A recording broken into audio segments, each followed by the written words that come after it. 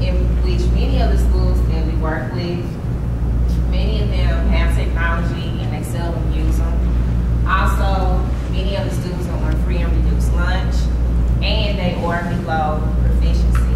So this is just a little scenario to get you in the mind of the type of students that we will be working with, as well as the schools in which we will be going to. And this is Mr. Morris's class. As you can see, I have my standard, which is to recognize and generate equivalent forms of fractions, decimals, and percents. The summary for today, if I was a teacher, I would make my students aware. I would explain to them that this is our standard in which we will be learning for today. N1B. So if someone was to come and ask them, hey, what does N1B mean? They would know. I would also make them aware that today we will learn how to work with fractions, decimals, as well as percentages. And we will be using our iPods or iPads and interactive whiteboards if that was available to us. Also, we will create a rap song that demonstrates an understanding of fractions, decimals, and percentages. Some of you may say, how does rap interplay into this whole lesson? You'll see at the end. And the objective will be for our students to convert fractions to decimals and then to percents. Are there any questions? Okay. The instructional strategies we will use, if you look at my little man, it says, can you please help me? As teachers, many times we teach according to how we learn. Everyone doesn't learn the way that we learn.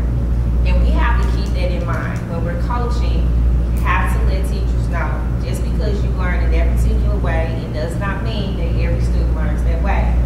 So we're going to do differentiated instruction, we're going to do learning circles, we're going to do collaborative learning, and we're going to do UDL.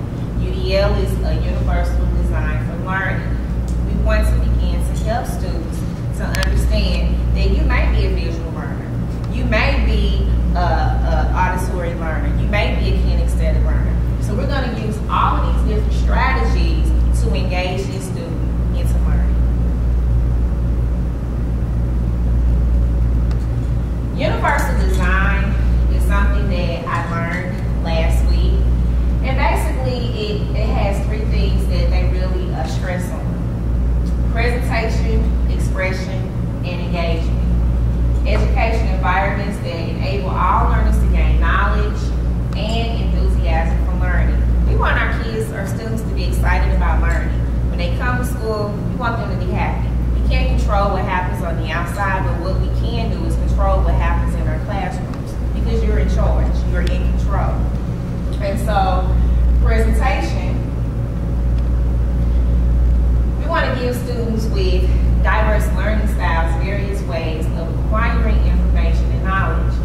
When I taught at the university level, I taught a multiculturalism course, and I would never forget, the students would come in with the assumption that multiculturalism means white and black, but it really meant more than that. It meant students with disabilities, it meant age, it meant language, it meant all of these different things. It wasn't a race thing. And he said, Dr. Bumpers, I don't need this class because I'm only going to go and teach where the white students are at in the suburbs. And I thought, wow, I wouldn't want you to teach my dog. For the simple fact that our students are very diverse. I'm African American. Just because I go into an African American school setting, it doesn't mean that I can relate to each African American. I grew up a different way. So this helps as far as the presentation, as to helping these students to really understand who they are and gaining the knowledge. The next one is expression. How do we have our students to express themselves without